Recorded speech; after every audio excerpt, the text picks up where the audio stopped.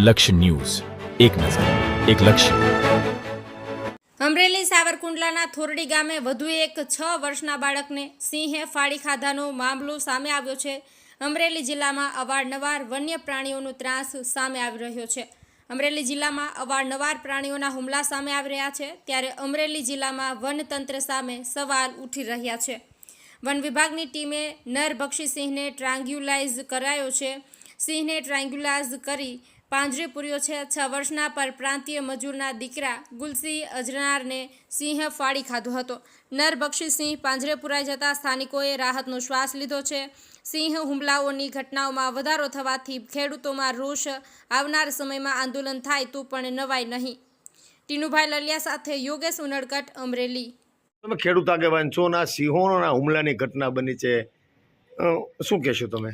સિંહના હુમલાની વાત કરીએ તો સાહેબ અવારનવાર અમરેલી જિલ્લામાં માત્ર આજે નહીં પરંતુ પહેલાં ભૂતકાળમાં પણ અનેક વખત આવી ઘટનાઓ બની છે. ઘનશ્યામનગર ગામે પણ બનેલી, જાફરાબાદ બાજુ પણ બનેલી. સિંહ છે એ આન બાન શાન છે અમારી સૌરાષ્ટ્રની ધરાની. અમે ખેડૂતો સિંહ સાથે, પ્રકૃતિ સાથે રહેવાવાળા છીએ રોજ માટે, પરંતુ આ સિંહ છે શિડ્યુલનું પ્રાણી છે.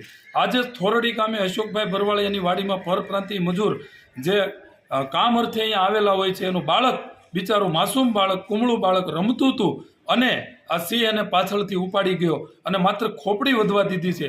ત્યારે આ બહુ દુઃખદ ઘટના બની છે. આ સિંહને, આવા માનવભક્ષી સિંહને તાત્કાલિક ધોરણે તાબે કરવા જોઈએ અને શિડ્યુલનું જનાવર છે તો શિડ્યુલમાં રાખવું જોઈએ.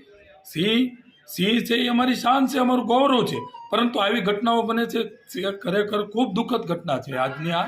એટલે તમારું નામ શું ને તમારી વાડીમાં જે ઘટના બની છે, આ ઘટના શું હતી તમને ખબર પડી પછી તમે શું કહેશો? મારું નામ અશોકભાઈ બરવાળિયા, ગામ થોરડી. મારી વાડીમાં આજે 3 વાગ્યે બનાવ બની ગયો. પાછળ બાળકો રમતા હતા. મારી વાડીએ પ્રાંતીય મજૂરીઓ કામ માથે ઉતારેલા છે. તે લોકો મજૂરના બાળકો રમતા હતા, એમાંથી પાછળથી સિંહ આવીને ઉપાડી ગયો, નરભક્ષી. આ લોકો જોકે ફોરેસ્ટમાં ખાલી બાળક ઉપાડી ગયું 5 વર્ષનો, અને એને ખાલી ખોપડી જ હોતા દીધી છે. ખેતમજૂરની સ્થિતિ શું થઈ હવે? ખેત મજૂરીની સ્થિતિ અત્યારે બિચારા કફોડી હાલતમાં મુકાઈ ગયા છે.